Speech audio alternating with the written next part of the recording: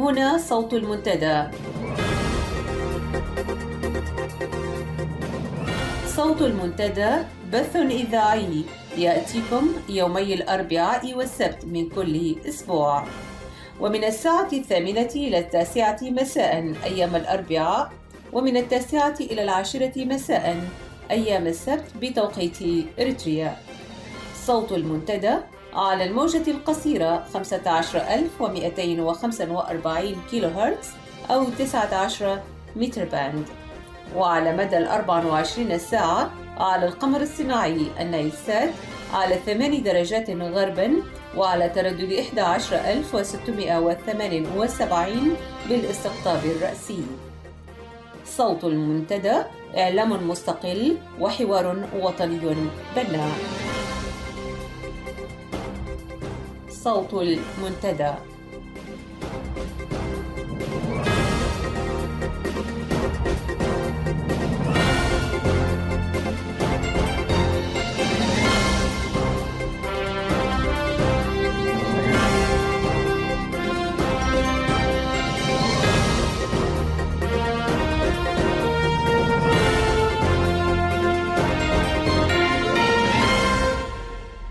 المستمعون الأعزاء، مساء الخير وأهلا بكم في ساعة السبت من صوت المنتدى. أنا أمل علي أرافقكم اليوم على مدى ساعة في هذا المساء 14 من فبراير، وزملائي في الإذاعة. سنبدأ معكم كالعادة بنشرة للأخبار.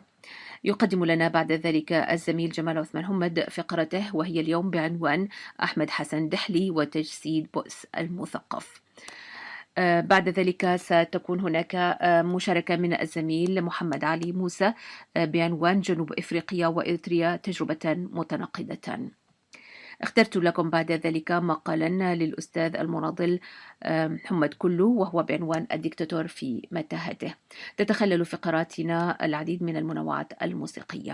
سنبدأها بهذه الأغنية التي نهديها لكم اليوم أعزائي المستمعين بمناسبة عيد الحب الذي يحتفل به العالم، ونرسل لكم من إذاعة صوت المنتدى كل الحب إلى أبناء وطننا العزيز الكريم، من الشمال إلى الجنوب ومن الشرق إلى الغرب، أينما كنتم لكم حبنا ومحبتنا، ونتمنى أن يسود الحب والسلام ربوع هذا الوطن قريبا. أهلا بكم.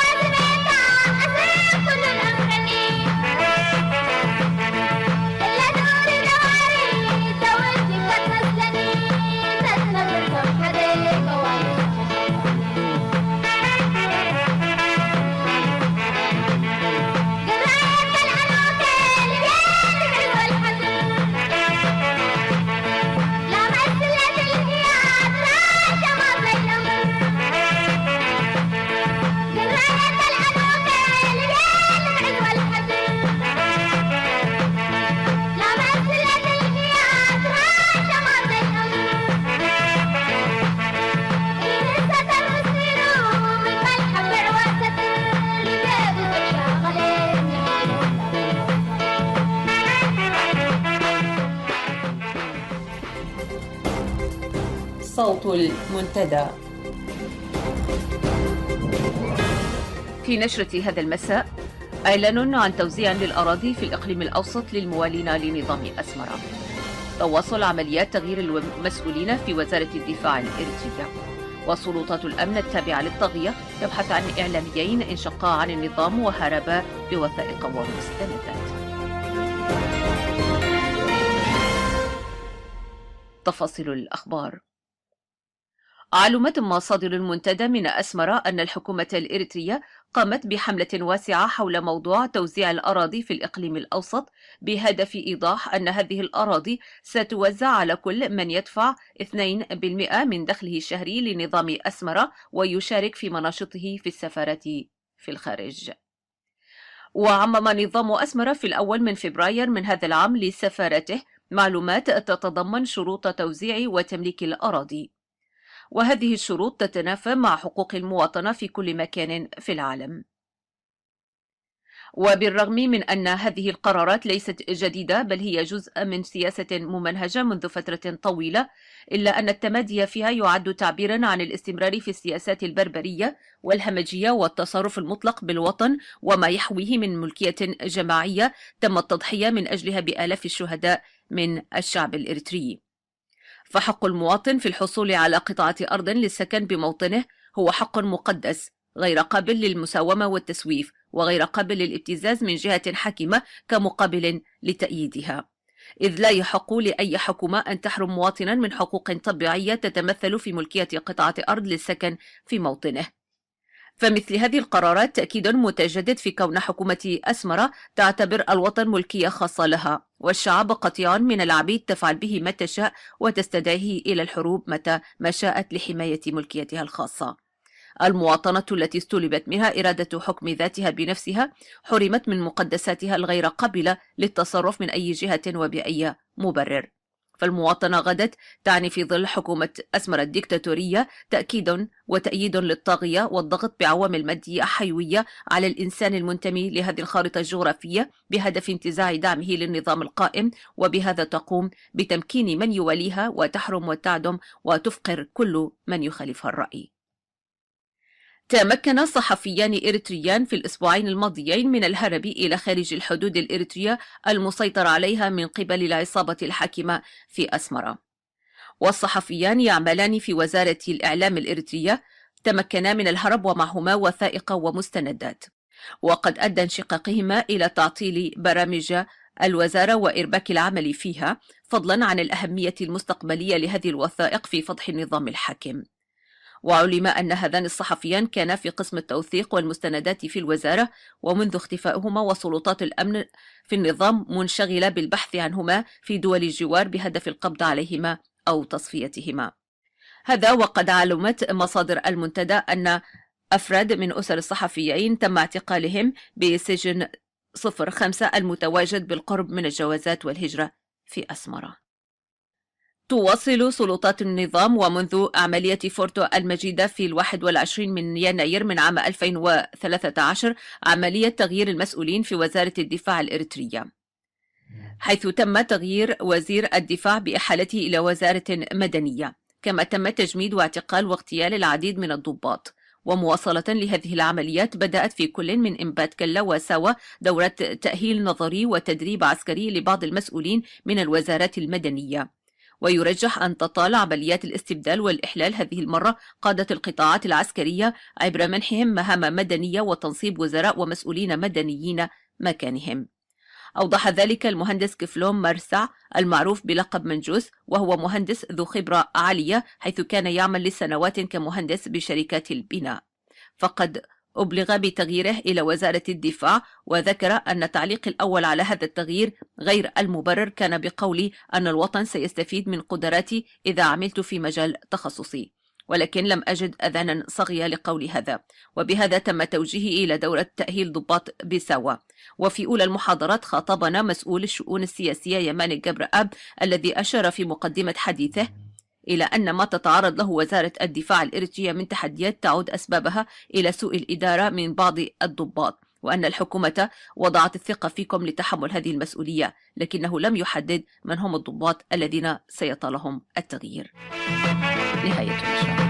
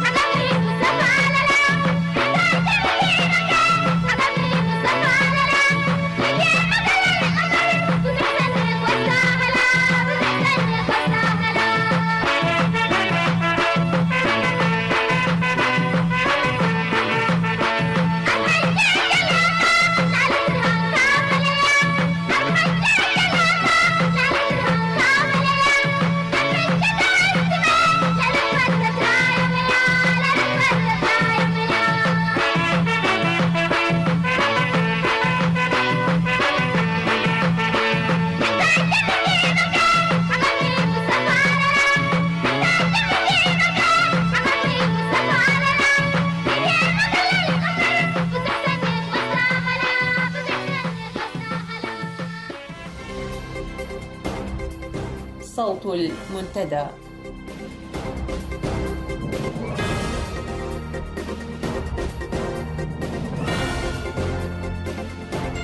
مستمعينا الكرام أينما كنتم أسعد الله كل أوقاتكم. أحمد حسن الدحلي وتجسيد بؤس المثقف، هذا هو عنوان هذه الحلقة. الدكتور أحمد حسن دحلي نموذج واضح الملامح والقسمات للمثقف المرتبط بالدكتاتور، والذي يقدم فروض الطاعة والولاء المجاني والخدمات الفكرية لسلطة غاشمة دون أن تقدم له السلطة ما يكافئ خدماته تلك، لأنها أصلا تزدري البحث والعقل والثقافة والمثقفين. لا نريد هنا الحديث عن علاقة المثقف بالسلطة أو نخوض في شروحات وتبيان العلاقة بين السياسي والمثقف، كما لا نريد أن نقارن بين المثقف العضوي المنحاز لشعبه والمثقف الانتهازي الذي يرضى بالفتات من مائدة السلطة، ولكن آلمنا السقوط الداوي لمثقف السلطة وعلى مرأى ومسمع من الناس. نحن هنا أيها السادة للتعليق على ورقة قدمها أحمد حسن دحلي تحت عنوان أبعاد العلاقة الإريترية المصرية في معرض الكتاب المصري الأخير. تقع الورقة في 14 صفحة كابد فيها مسؤول المركز الإريتري للدراسات الاستراتيجية، وهذا مسمى موقعه الرسمي، أيما مكابدة ليغطي غرس الشمس بغربال. فكان دون أن يدري أن كشف عن انسحاق المثقف وارتباكه وبؤس بضاعته، وأعلن على رؤوس الأشهاد سقوطه المدوي كإنسان وكمثقف. أحمد حسن دحلي الحائز على درجة الدكتوراه من باريس يبذل لسنوات طويلة جهود جبارة من أجل تبييض وجه الدكتاتور القبيح دون طائل، أو كما يقال يكوي جلابية وسخانة حسب التعبير الشعبي. الرجل المسلح بدرجة الدكتوراه فشل في السابق إعلاميا في التسويق لموضوع الصراع الإريتري اليمني حول حنيش، ثم في التعبير عن وجهة نظر أسمرة عن عدالة حرب السنتين مع جارتها أثيوبيا، فقد كان مثالا ومثيرا للتندر بين الناس والمذيعين بلغته الموغلة في الاستشهادات من التاريخ الغابر، والتي لا تتناسب مع سخونة الحدث والسرعة والالتقاط لتلبية الحاجة الخبرية للفضائيات آنذاك. يعكف هذا الرجل في مركزه البائس ليفصل ما لا يناسب الدكتاتور ويطلع به للناس. وآخر محاولات السيد دحلي كانت في القاهرة، حيث قدم ورقة بائسة مفضوحة الأهداف والمرامي، وفي كثير من جوانبها مضحكة ولا ترتقي لتقدم في محفل كمعرض الكتاب المصري الشهير، ولكن كان للبعض رأي آخر في القاهرة. الورقة طويلة وحافلة بشتى تهافت المثقف وكل مفردات التزوير مع خذلان كامل للغة البحثية والتحليل المنطقي، لذا فهي لا تحتاج لأي جهد يسكر لتفنيدها، لأن ذلك يعتبر إضاعة للوقت. ما نريده هنا هو تسليط الضوء على المرتكزات الأساسية للسياسة الخارجية للحكومة الإريترية من خلال ورقة السيد دحلي. ابتداء نؤكد مسلمة عامة تقول إن العلاقة الخارجية لأي دولة هي انعكاس لسياستها الداخلية، أو يجب أن تكون كذلك. هذا طبعا مع استثناءات كثيرة لهذه القاعدة في العالم المعاصر. السياسة الخارجية الإريترية محكومة ب5 مبادئ أساسية حسب ورقة السيد دحلي، وهي الندية في التعامل، الاحترام المتبادل، التعاون المشترك، عدم التدخل في شؤون الغير الداخلية، وعدم الدخول في المحاور. وقبل مناقشة هذه المرتكزات نقول إن السياسة الخارجية الإريترية لا يقرها مجلس الوزراء والذي ينعقد لماما، ولا وزارة الخارجية، فهي من اختصاص الرئيس ومكتبه حصرا. المرتكزات التي ذكرها السيد دحلي هي فعلا الأسس التي تقوم عليها السياسة الخارجية لحكومة السياس، ولكن بعكس الشروحات المدرسية التي اجتهد وأطنب في تبيانها السيد دحلي. فالسيد الرئيس إسياس أفورقي لا يألو جهدا للإساءة لجيرانه، ولا يحترم خصوصيتهم ولا سيادة دولهم، والأمثلة لا تحتاج لتنقيب ولا لكبير جهد في التدخل الإريتري في الشؤون الداخلية السودانية واليمنية، وجر البلاد لحرب مع أثيوبيا والنزاع مع جيبوتي. كما إن رجال المخابرات وأمن الدكتاتور ينفذون عمليات الخطف والاغتيال والتهديد والوعيد في كل دول الجوار، ويمكن أن نأخذ السودان نموذجا. بعد ذلك ينتقل السيد دحلي ليثبت الأهداف من تطبيق هذه السياسة، ويقول: تأسيسا على تلك المبادئ ال5 تهدف السياسة الخارجية الإريترية إلى تحقيق مصالح إريتريا الأمنية بأبعادها السياسية والدبلوماسية والجيوستراتيجية والاقتصادية والأمنية والعسكرية والثقافية، وذلك على الصعيدين الإقليمي والقاري والجيوستراتيجي الدولي. أيضا يقول السيد دحلي: إحلال السلام والاستقرار في منطقة القرن الأفريقي وجنوب البحر الأحمر، وإرساء أسس ودعائم التعاون والتنمية المشتركة في منطقة القرن الأفريقي وجنوب البحر الأحمر. أكتفي بهذا المقطع وأشير هنا لتقرير صادر عن مجموعة التحقيقات الدولية حول موضوع الصومال وإريتريا، وتمت تلاوته في الأسبوع الماضي في هذه الإذاعة، والذي يبين بجلاء عن أن السياسة الإريترية الخارجية تسهم في زعزعة الأمن والاستقرار في القرن الأفريقي جراء دعمها لجماعة الشباب الصومالية التي توصف عالميا بالإرهاب والإرهابية، وكذلك الدعم المستمر والمعلن لثوار التجراي المعروفين بدمحيت.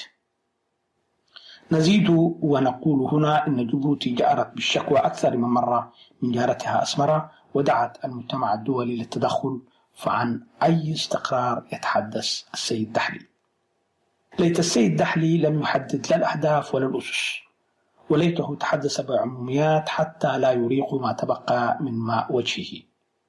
لا أدري كيف سمح الدكتور حلمي شعراوي لنفسه بالاستماع طوال الوقت لهذا الهراء وهو الخبير بشؤون وسجون القرن الأفريقي، ولكن لا نستغرب ذلك عندما نقرأ رأي حلمي شعراوي وحسب جريدة اليوم السابع الصادرة بتاريخ 4 فبراير، وفيه وصف إريتريا بالدولة المفتاحية في القرن الأفريقي، وأضاف إن بها نظام حكم سياسي حداثي ونموذجي للاستقرار والديمقراطية.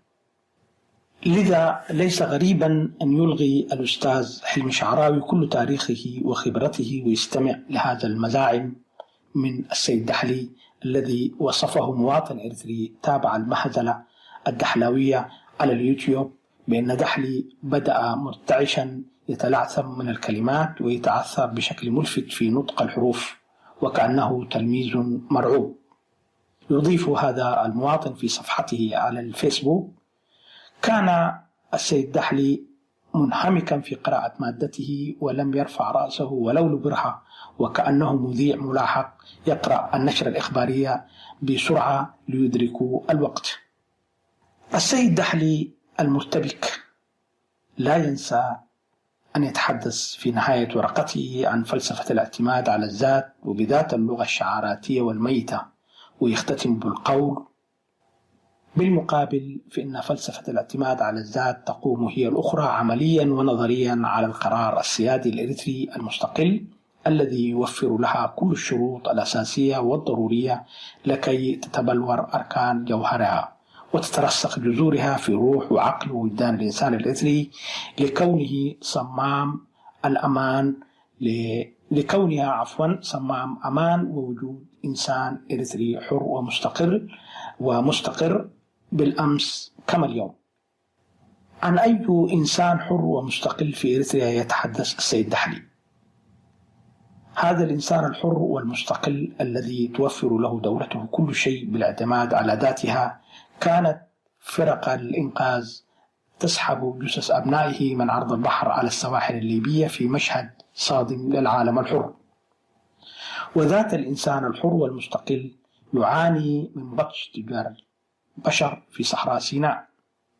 وذات الدولة التي ينعم فيها المواطن بالرخاء والاستقرار كانت تحتل ذيل القائمة في مؤشر حرية الصحافة الصادر من مراسلون بلا حدود والذي صدر في 12 فبراير الجاري. قد نتفهم أن يصمت المثقف كالشيطان الأخرس، ولكن ما لا نتفهمه هو أن ينصب نفسه مدافعا عن القمع ويقف ضد الحياة. تحية لكم مستمعين الكرام، وإلى السبت القادم، كونوا بخير.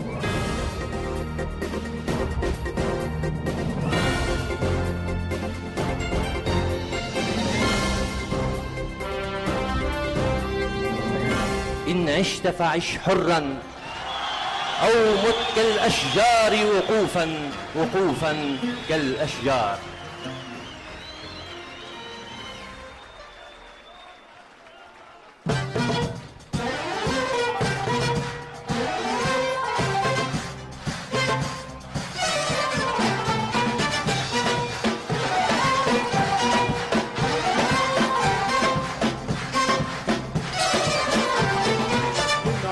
فعش حرا أو مت كالأشجار وقوفا كالأشجار.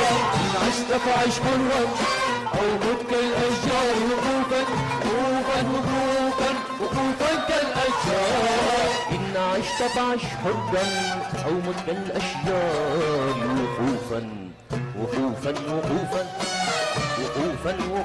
إن عشت فعش حرا أو مت كالأشجار وقوفا كالأشجار. إن عشت فعش حرا أو مت كالأشجار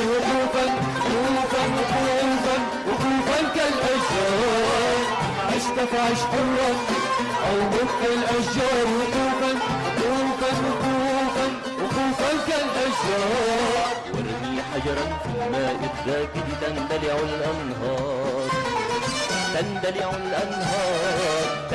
الأنهار وارمي حجرا ما أدراك تندلع الأنهار تندلع الأنهار تندلع الأنهار وارمي حجرا ما أدراك تندلع الأنهار إن عشت فعش حرا أو مت كالأشجار وقوفا وقوفا وقوفا وقوفا كالأشجار عشت فعش حرا أو مت كالأشجار وقوفا وقوفا وقوفا وقوفا كالأشجار اقرع أجراسك في مملكة الصمت وغني اقرع أجراسك في مملكة الصمت وغني غني نشيدك غني غني اقرع أجراسك في مملكة الصمت وغني اقرع أجراسك في مملكة الصمت وغني غني نشيدك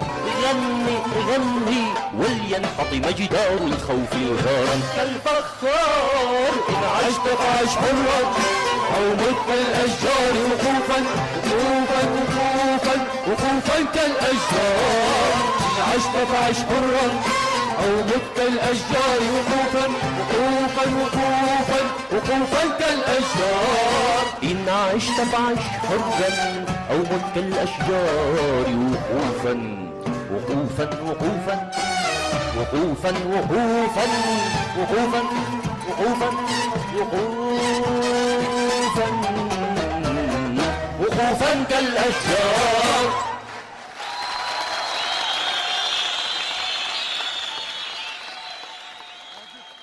إن عشت فعش حرا أو مت كالأشجار وقوفا وقوفا كالأشجار. صوت المنتدى.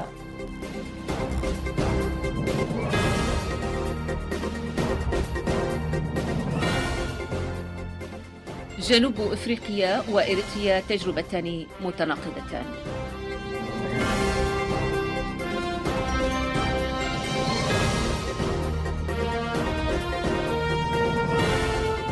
في 6 فبراير من هذا العام أقامت سفارة جنوب إفريقيا ندوة في قاعة الإقليم الأوسط بالعاصمة الإريترية أسمرة، وذلك بهدف شرح ومشاركة تجربتها والتطور الذي أحدثته. حضر الندوة وزراء الحكومة الإريترية وجمع غفير من المواطنين. خاطبهم سعادة سفير جمهورية جنوب إفريقيا معددا أوجه تجربة بلاده. كما خاطب الحضور السيد يماني جبرآب مستشار الرئيس الإريتري. حاول السيد يماني في كلمته حجب الشمس بيديه، محاولا إيجاد التشابه بين المتناقضات، ممارسا تضليلا من العيار الثقيل كديدن الأنظمة الاستبدادية التي تقتات على التزوير والتجهيل والتسويف القائم على قاعدة الإرهاب وغياب الآخر ورأيه. ففي كلمته أشار إلى تجربتي جنوب إفريقيا وإريتريا بأنهما متماثلتان، وذلك لأغراض تعبئوية وسياسية انتهازية. ثم أردف بالقول أن جنوب إفريقيا واجهت ما يواجهه الشعب الإريتري، لكنها في النهاية انتصرت، محققة النماء والتطور الصناعي لشعبها، وأن إريتريا تقتفي أثر تجربة جمهورية جنوب إفريقيا وستصل لذات ما وصلت إليه. تكاد الأذان لا تصدق ما سمعت، لكن هذه هي الحقيقة التي وردت في كلمة يماني جبرآب الموجهة للشعب الإريتري، وهو حديث مسجل يمكن الرجوع إليه.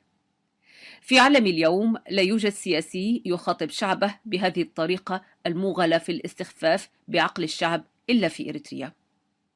ولتمرير هكذا خطاب كممت الأفواه واغتيل الأحرار والصحافة الحرة منذ وقت طويل. جمهورية جنوب إفريقيا ومنذ العام 1994، أي قرابة ربع قرن من الزمن، تشهد الحرية والديمقراطية في ظل دولة القانون الذي سنه الشعب، ممهدة بذلك الأرضية الضرورية لسيادة إرادة الشعب، فعم السلام والاستقرار والنمو السياسي والاجتماعي والاقتصادي. بالمقابل، دولة إريتريا ومنذ عام 1994، أي تماما قرابة ربع قرن من الزمن، تشهد اغتيالا ممنهج للحرية والديمقراطية والعدالة ومصادرة سيادة الشعب، ناسفة بذلك كل الشروط الضرورية للتطور في المجالات كافة، بل وضعت الدولة والمجتمع في مفترق الانهيار المتكامل الأركان.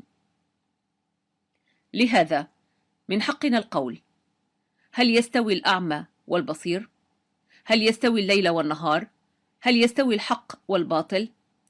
جمهورية جنوب إفريقيا شعارها الوطني الذي تجسده على أرض الواقع الوحدة في التنوع، وهي أكثر الدول تنوعا من حيث السكان في إفريقيا، وإن ألوان علمها يرمز للألوان الستة للميولات السياسية في البلاد. والنظام السياسي ديمقراطي برلماني، سياساتها الخارجية هي انعكاس لسياساتها الداخلية، ديمقراطية وحريات وعدالة ومساواة عماد نظامها، موازنة فيه بين المثالية والواقعية السياسية، فأمنت التطور لشعبها وتزعمت المسار الداعم والمروج القوي لحقوق الإنسان عالميا. أين حكومتكم يا سيادة يماني جبرآب من هذا كله؟ وأنت الأعلم أكثر من غيرك بهذا وذاك. فحزب المؤتمر الوطني الإفريقي بقيادة المناضل نيلسون مانديلا الوفي لمبادئه نفذ نصوص ميثاقه المعروف بميثاق الحرية، والذي تنص عليه بأن جنوب إفريقيا هي ملك لكل من يعيش فيها. لم يقل ذلك مخادعا لينفذ غيره، لم يجعل البلاد ملكية حصرية له بل ملكا للشعب. ماذا فعل بالمقابل رئيس إريتريا على أرض الواقع؟ الإجابة عن سؤالي يعلمها الجميع حتى أطفالنا في أرحام أمهاتهم. تضافرت نضالات المؤتمر الوطني الإفريقي مع ضغوط خارجية متضمنة المقاطعة الاقتصادية للأمم المتحدة. فرض كل ذلك على الحزب الوطني حزب النظام العنصري ضرورة تغيير سياساته، فتحول الرئيس ديكلير إلى جناح المعتدلين ذوي النزعة البراغماتية في حزبه.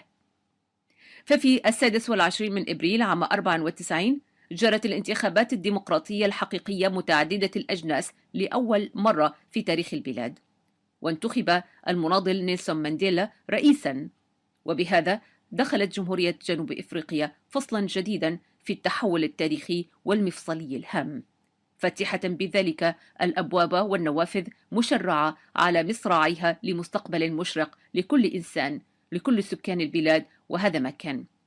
وبهذا نال الشعب الجنوب إفريقي نتائج تضحياته الطويلة والمريرة. في إريتريا كان الوضع يسير على النقيض من ذلك تماما، فمن سخريات القدر في ذات التاريخ كانت تنسج في إريتريا مؤامرة الانقلاب على حلم الشعب الإريتري في الحرية، مؤامرة تغير أسماءها كسبا للوقت بين حكومة مؤقتة إلى انتقالية، ومن دولة الحزب الواحد إلى حزب الفرد الواحد المتسلط. كل ذلك كان يتم في أجواء شعبية فرحة منتشية بنصرها على المحتل الأجنبي وتنظر بعين القداسة لمناضلي الثورة. استغل هذا الشعور الوطني للاحتواء أو الاستعباد، ونسجت تدريجيا سياسة ممنهجة لسيادة الاستبداد لحزب واحد لفرد واحد ليمارس التعسف والتسويف والاغتيال لكل من تصدى لهذا التوجه، بدءا بالدائرة الأبعد ثم الأقرب، وهكذا دواليك. فبهذا الانقلاب الذي تم على نصوص ميثاق الحرية الإريتري دخلت إريتريا نفقا مظلما أوصلها إلى حافة الإضمحلال كدولة وكشعب. جنوب أفريقيا أسست قاعدة النماء بتأمين سيادة الشعب. إريتريا صادرت إرادة الشعب، فتهاوت القيم السامية وتهاوت على إثرها كل أعمدة البناء. وآخر ما قاله زعيم الاستبداد في أسمرة أن الدستور الذي ناقشه الشعب قد مات، ولم يقل اغتيل. وفي سابقة نادرة لم نسمع بها لا في الغابر ولا في الحاضر أن دستورا يموت من تلقاء ذاته دون أن يغتاله أحد. ثم استدرك أمره فقذف بكلمة لشراء الوقت مجددا قائلا فيها أنه يعد للشعب دستورا عليهم انتظاره. سيادة يماني جبرآب، كيف نجد للتشابه سبيلا بين تجربتي جنوب إفريقيا وإريتريا؟ فهما يمثلان تقابل التناقض بين السلب والإيجاب، بين الليل والنهار. هناك دستور حي لا يموت منذ عام 1994 في جنوب إفريقيا وحتى هذه اللحظة، مانحا الحياة للشعب الجنوب إفريقي، ونحن دستورنا يموت كل يوم منذ عام 1994 مانحا الموت للشعب الإريتري. بقلم الأستاذ محمد علي موسى.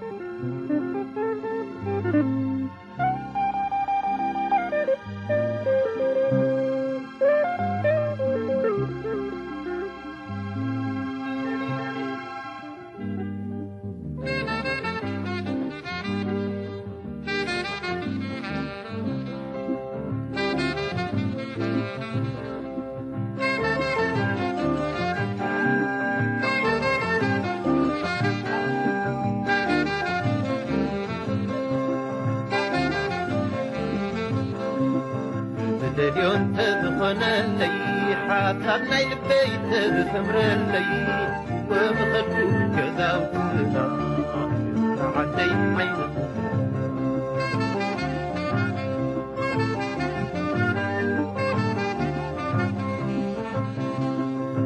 دليون تدخن اللي حاتبنا البيت تثمر اللي ومخدو كذا وكذا عدي عدو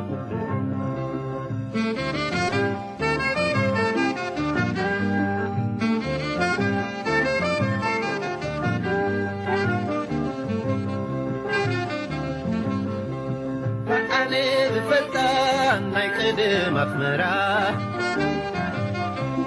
فأنا بفتان ما يقدم أثمرة تسمى ذا حبخو بالصبا محرة كما يكون يهلو كبيات أيرا ويدري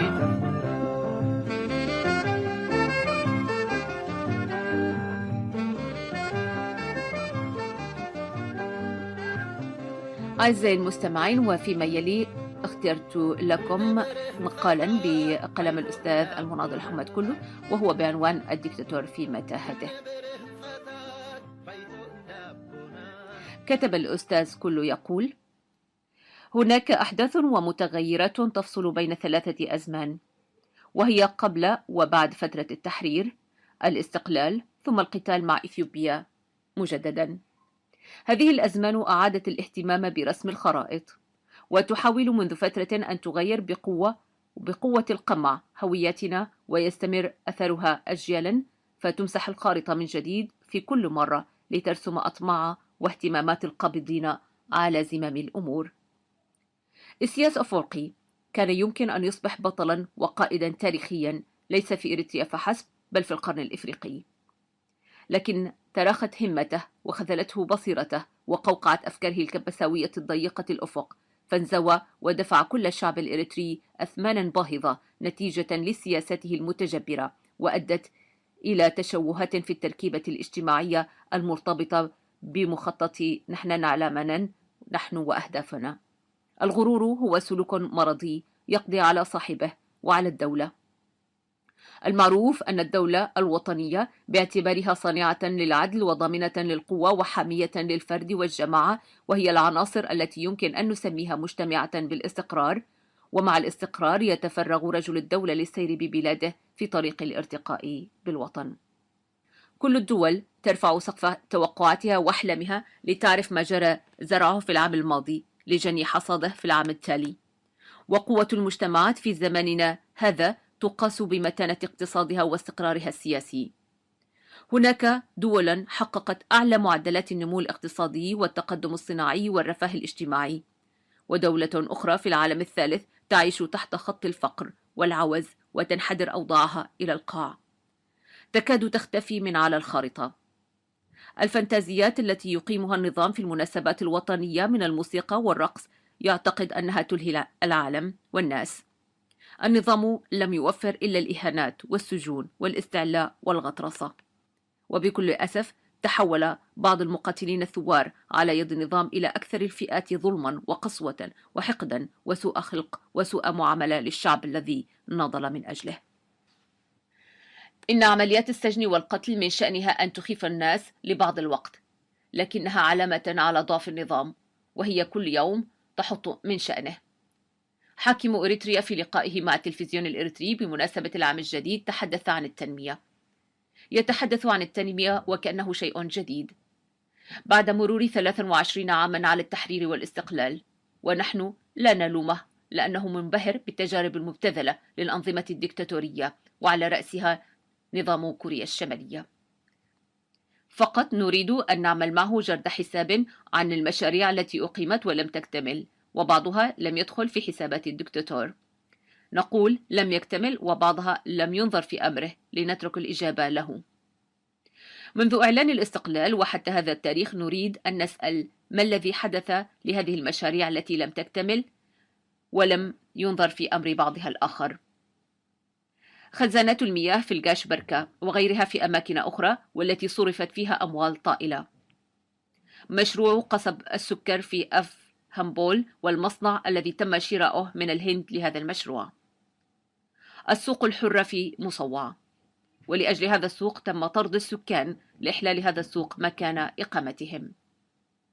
المطار الذي أقيم في مصوع وتم صرف الملايين عليه، والذي رفضت شركات الطيران المدني العالمية التعامل معه تحت مبرر أنه لم يقم بالإشراف عليه مهندسين عالميين ولا تنطبق عليه مواصفات المعايير الدولية. المزرعة أو البحيرة التي أقيمت بالقرب من ميناء مصوع لإنتاج سمك الجمبري. ما الذي جرى لتلك المراسي التي أقيمت في جلعلو وطيعو وعدي لصيد الأسماك والذي كان منتظرا بيعه للشركات العالمية؟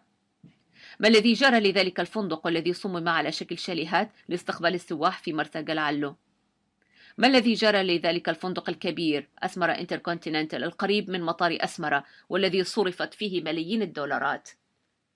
لا رحمته سياسة الدكتاتور ولا رفلت فيه وفود الدول ورجال الأعمال وكبار السواح، والآن تسكن معظم غرفه الأشباح. لماذا لم يكتمل الطريق الذي يربط مصوع بعصب؟ ما الذي جرى لخطة السكة الحديدية بين مصوع وأسمرة؟ الساحل كان قاعدة خلفية للجبهة الشعبية ومتراس أقمت فيه كل قواعدها.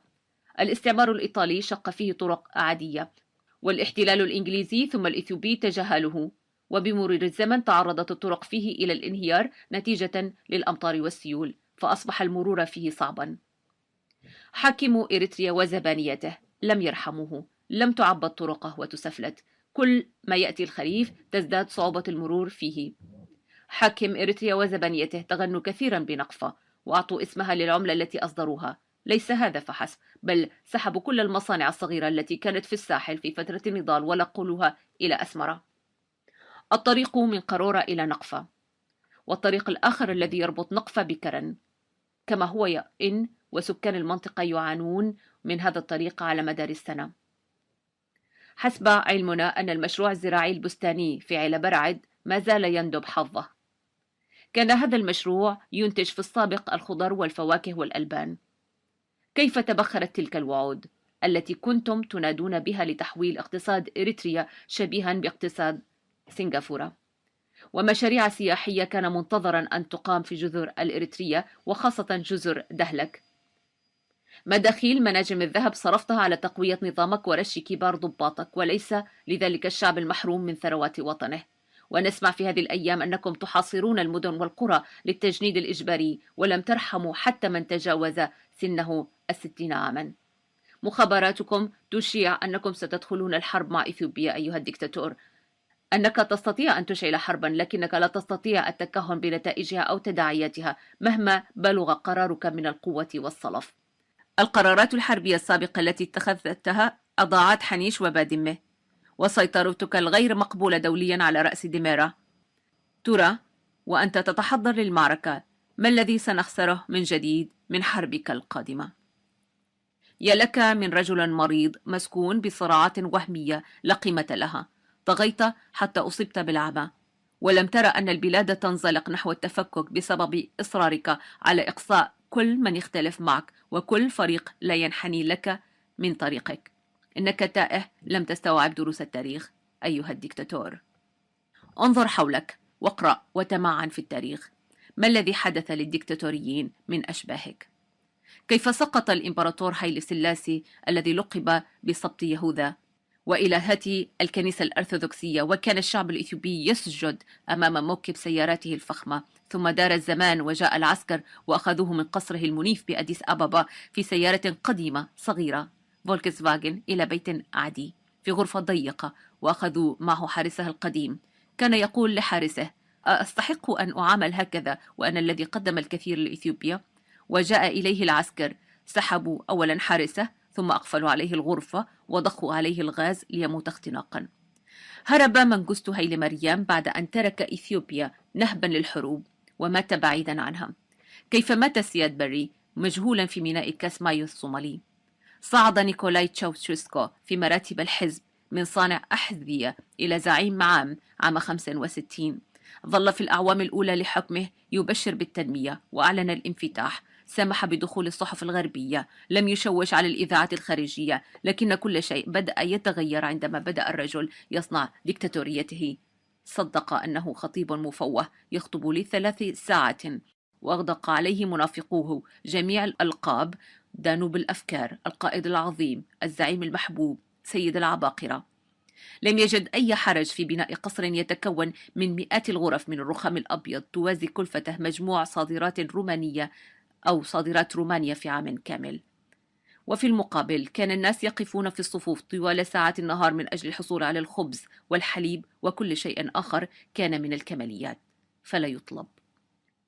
دارت عجلة التاريخ فانقلب عليه حراسه وألقوا القبض عليه، والمرافقين الذين كانوا يركعون أمامه أقاموا له محكمة صورية وأصدروا عليه وعلى زوجته إلينا حكما بالإعدام بالرصاص. زوجته إلينا لم تصدق ما ترى، كانت تقول: من أنتم؟ من أنتم؟ من تظنون أنفسكم؟ تم الإعدام بالرصاص، ثم صورت جثتيهما في كوخ مليء بالعشب. وفي إيطاليا الشعب الذي سار خلف موسوليني إلى الحرب، القوى الثائرة علقت جثمانه على ساقيه. إن الإعجاب المفرط بالنفس عند الدكتاتور ليس إلا ستار يداري به خوفه الشديد من ظهور بديل آخر، وإذا اعتقد أن الأمور تسير على هواه إلى ما لا نهاية فهو خاطئ. إن الشعب قد يستبطئ الخطى أحيانا، وقد ننع عليه مراحل هدوء وادع يشبه الاستسلام، لكن هدوء السطح خادع. فالبلد قد تبدو هادئة ناعمة كصفحة نهر بركة في انسيابه عند بدايات الخريف، وفي العصف يتحول إلى هدير وينقلب الوطن كله إلى بلد داهس كالفيل. بقلم الأستاذ همت كله. بدليون تبقون اللي حصرنا البيت بخمر اللي ومخدكو كذاوتنا بعدي عينكو.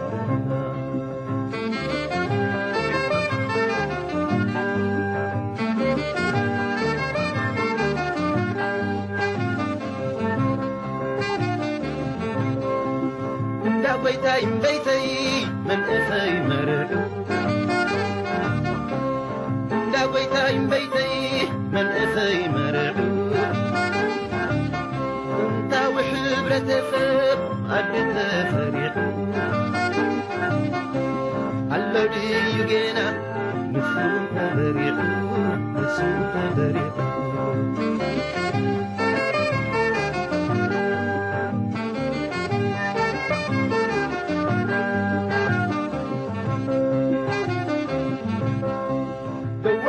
كريستيان أذان مفاقي،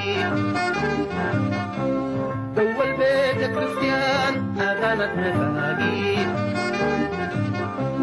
اللولي في الليل بشدة تناقي، من كسر عدي نبهات الدبور نبهات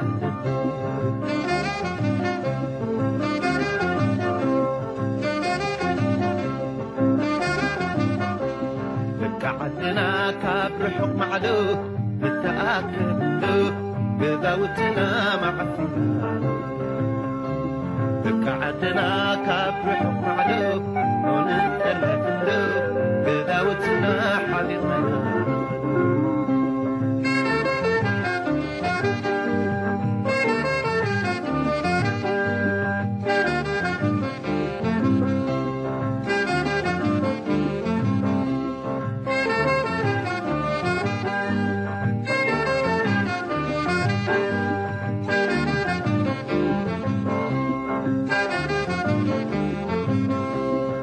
بدليون تذغن اللي حسبنا البيت بسمر اللي ومخدكو كذا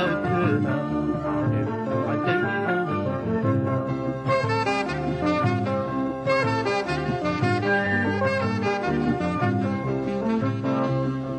بدليون تذغن اللي حسبنا البيت بسمر اللي ومخدكو كذا وكذا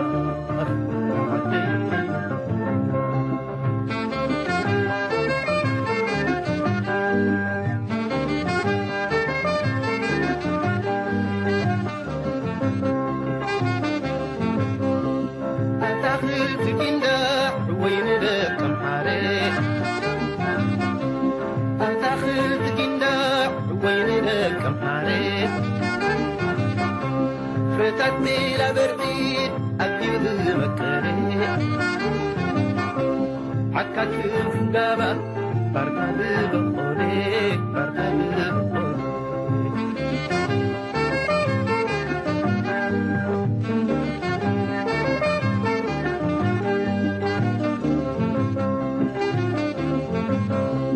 مدبر بابورات ما يطيح بحري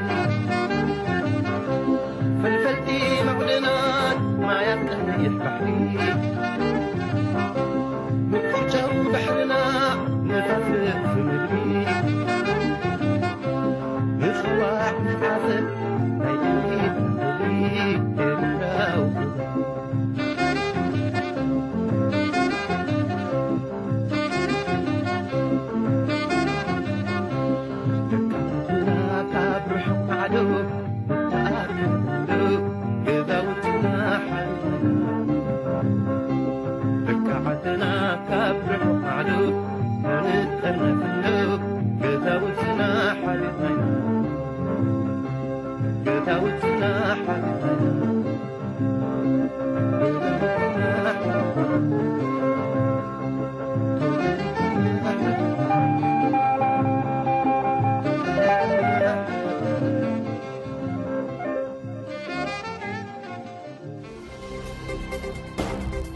صوت المنتدى.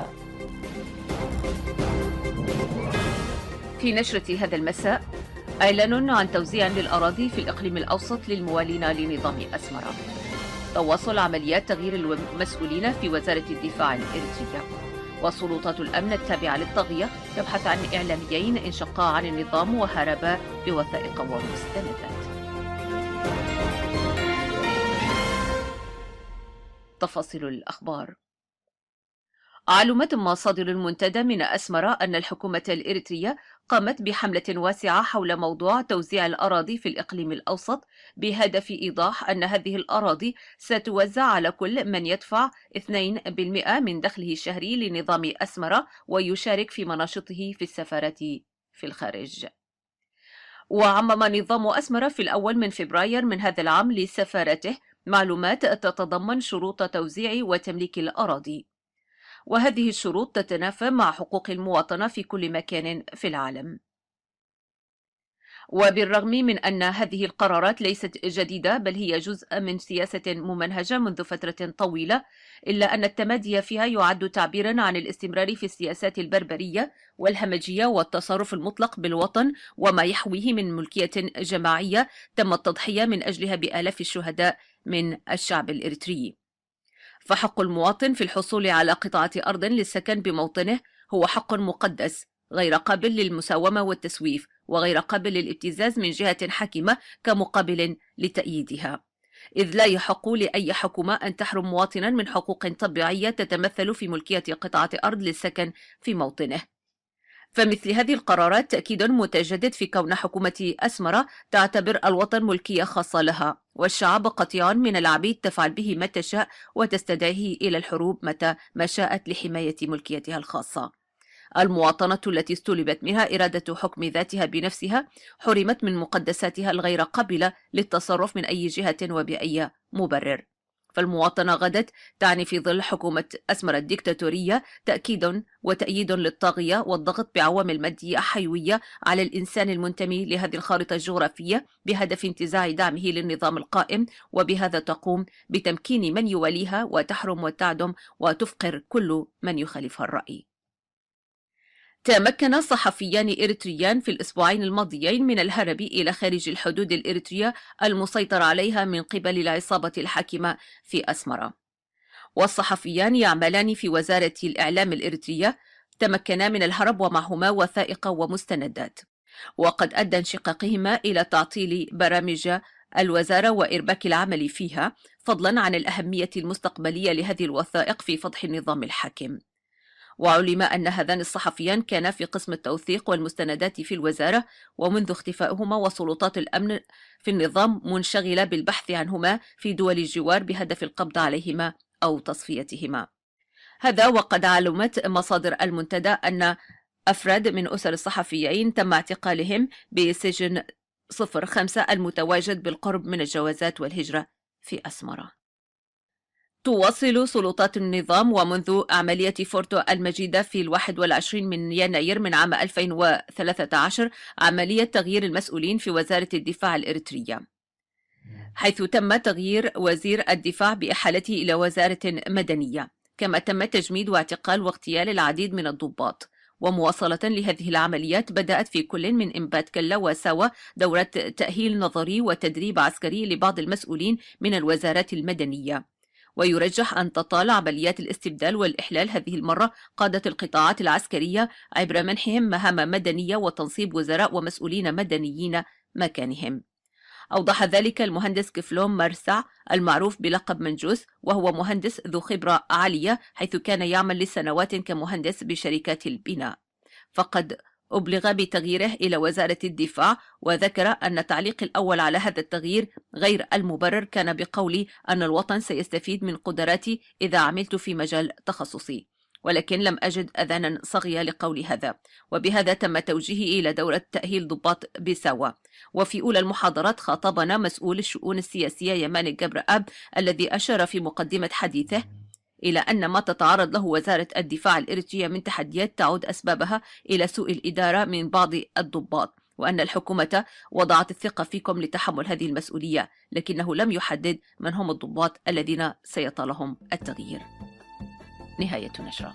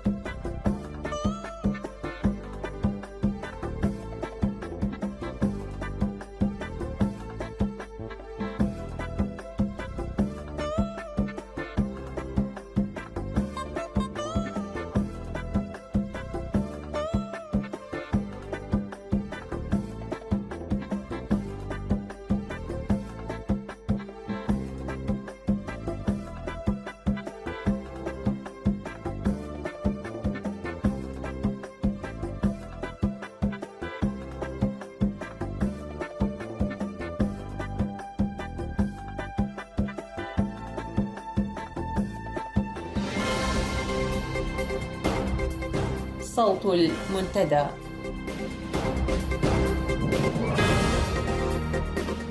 أعزائي المستمعين، في ختام هذه الساعة أشكر لكم حسن المتابعة والاستماع إلينا. إلى أن ألقاكم الأسبوع القادم، لكم تحياتي وزملائي في الإذاعة، وإلى اللقاء.